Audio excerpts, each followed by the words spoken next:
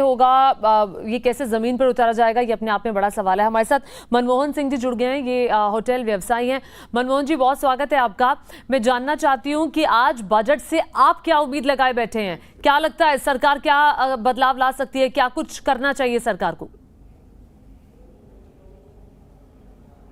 देखिए, मेरे दो पर्सपेक्टिव्स हैं। एक तो ऑफ कोर्स इकोनॉमिक है और एक पॉलिटिकल है। In the political sense right now हमको जो मेन चीज़ है या मेन एस्पेक्ट है वो पीस है। पिछले 5 साल से हम लोग देख रहे हैं कि there is too much of disruption, political instability.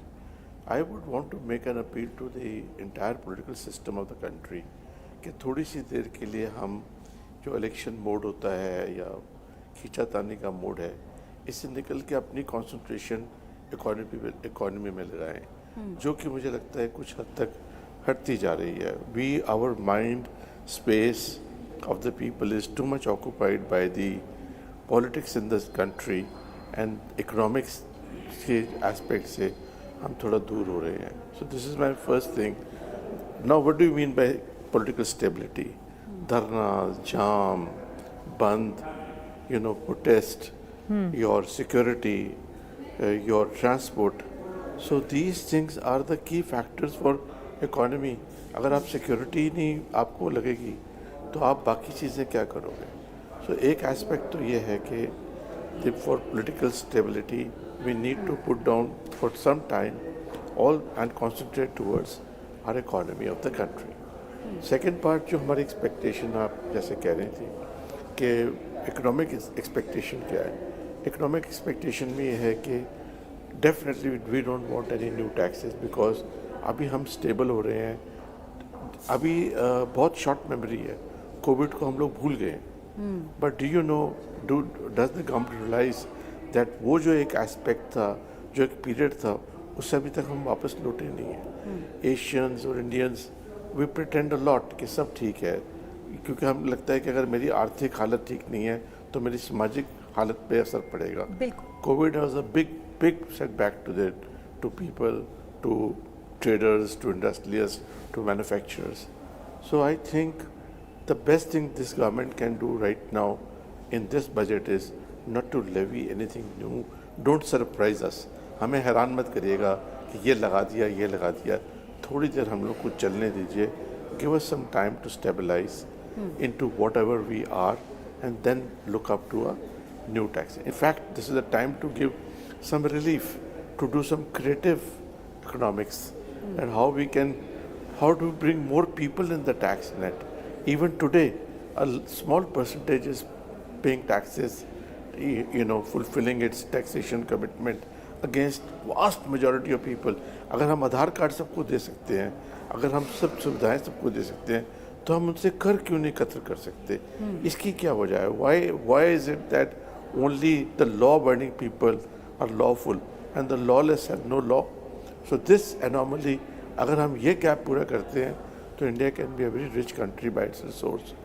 In fact वहाँ आके हम लोग मेरे हिसाब से फेल हो जाते हैं जब हम एक कलेक्टिव मूवमेंट नहीं कर पाते, सिर्फ सेलेक्टिव मूवमेंट करते हैं. This what I have to say. ठीक है मनमोहन जी, ठीक कहा आपने. मैं आपके ही सवाल को लेकर सौरभ जी के साथ जाती हूँ. सौरभ जी, सुना आपने मनमोहन जी को. बाकी कंट्रीज के अलावा अगर हम देखते हैं तो आखिर ये प्रॉब्लम हमें इंडिया में क्यों दिखती है, और इसका जो रेशियो है वो वाकई से डिफरेंस दिखाता है?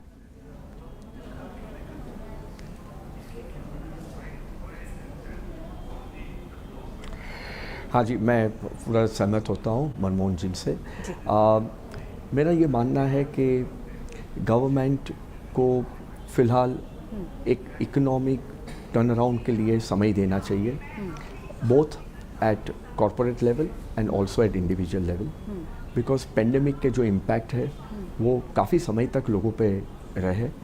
अभी ये टाइम आया है जब हर एक आदमी, हर एक कंपनी अपने हिसाब से अपनी ग्रोथ स्टोरी लिखना चाहती है, और इस टाइम पे अगर गवर्नमेंट का सहकार मिल जाता है तो डेफिनेटली जो हमारे पास जो स्ट्रेंथ है, हमारे पास जो टैलेंट है और जो फ्यूचर रोड मैप दिखाई दे रहा है भारत के लिए, आई थिंक उसका हम पूरा उपयोग कर पाएंगे. और एक पॉइंट मैं ऐड करना चाहूँगा कि मेरा मानना है कि गवर्नमेंट को R&D इन्वेस्टमेंट को प्रायोरिटाइज करना चाहिए और उसको अलाइन कर देना चाहिए नेशन की प्रायोरिटीज़ के साथ, जिससे हम डेवलप कर सकते हैं climate resilient crop variables, also microbial products और एक सस्टेनेबल फार्मिंग प्रैक्टिस सेट हो सकती है। ये मेरे ख्याल से एक करंट सिनेरियो में जब हम ESG और क्लाइमेट एक्शन की बात करते हैं तो ये एक इनिशिएटिव और एक कंबाइंड एफर्ट मेरे हिसाब से काफ़ी ज़रूरी है। ठीक है, मनमोहन सिंह जी, अब आपके पास आते हुए आपने कहा कि गवर्नमेंट से ये उम्मीद करते हैं कि गवर्नमेंट कोई सरप्राइज ना दे, अभी अपने हाल पे छोड़ दे, क्योंकि अभी जो पेंडेमिक का सिचुएशन था उसके बाद से बहुत सारे लोग अपने कारोबार को फिर से पटरी पर लाने की कोशिश कर रहे हैं, कुछ ला भी चुके हैं, अभी बहुत सारे लोगों की उस वक्त नौकरियां भी चली गई थी, सेटल हो रहे हैं। लेकिन मेरा ये सवाल आपसे है, जो छोटे कारोबारी है वो बहुत ज़्यादा इम्पैक्ट हुए थे, MSME सेक्टर के लिए क्या सरकार को कोई कदम उठाना चाहिए और क्या ऐसे कदम आपको इस सिनेरियो में लगते हैं कि सरकार को इन सेक्टर्स के लिए उठाने ही चाहिए जो वक्त की जरूरत है? देखिए, जहाँ तक MSME या टाइनी इंडस्ट्रीज की बात है, इनका जो सबसे बड़ा इम्पैक्ट पड़ा है वो GST का पड़ा है। समवेयर डाउन द लाइन हम लोग जहाँ पे मिस कैलकुलेट करके सर्विस इंडस्ट्री पे जो GST लगा है उसने एम्प्लॉयमेंट को बहुत हिट किया है। आपको मैं एक छोटा सा उदाहरण देता हूँ। एक आदमी एक रेस्टोरेंट की जगह लेता है, उसका 18% रेंट है। अगर उसका 1 लाख रुपए रेंट है तो उसको 1,18,000 रुपये देना पड़ रहा है आज की डेट में, और उसको कोई इनपुट भी नहीं मिलता है। इनपुट के लिए कंडीशन ऐसी है जिससे उसका सेल नहीं होती है। और you would understand MSC and tiny industry was the biggest Avenue for employment. आज की डेट में बहुत सारे लोग आते हैं, वो चले जाते हैं, वो कहते हैं हम अफोर्ड ही नहीं कर पा रहे, इतना GST हम देंगे। एक मशीन ले रहे हैं, आपने एक रेस्टोरेंट लगाया फॉर एग्जांपल, उसकी मशीनरी पे आप GST पे करते हो, आपको रिलीफ नहीं। आप उसकी टैक्स, उसकी रेंट पे GST दे रहे हो, आपको रिलीफ नहीं। तो वो जो एक 18% है, we have stolen that 18% from his 30% और 25% which he had to eventually save. जो उसने बचाना था उसी में से हम तो उसके पार्टनर बन गए सीनियर। वहाँ पे एक मिसकैलकुलेशन ये नहीं हुई है कि उसका व्यवसाय नहीं चल रहा, उससे एक मिसकैलकुलेशन ये हुई है कि जो एम्प्लॉयमेंट जनरेट होती थी वो रह गई है। And that stands good for every industry which is in this sector, because हमारा लार्ज स्केल काम नहीं है। आप एक प्रोडक्शन करते हो, आप उस पर कैलकुलेट करते हो, उसके ऊपर बोलते हो यार मुझे ये पैसे मेरे पास बचने हैं, उसमें से आप इतना पैसे जिसका आपको रिफंड ही नहीं आता, आपको कोई इनपुट ही नहीं आती। So somewhere down the line GST in service industry has become counterproductive. Only those people can afford to pay GST जिनका काम चल रहा है, जिनको काम चलाना है, जो काम चालू करना चाहते हैं।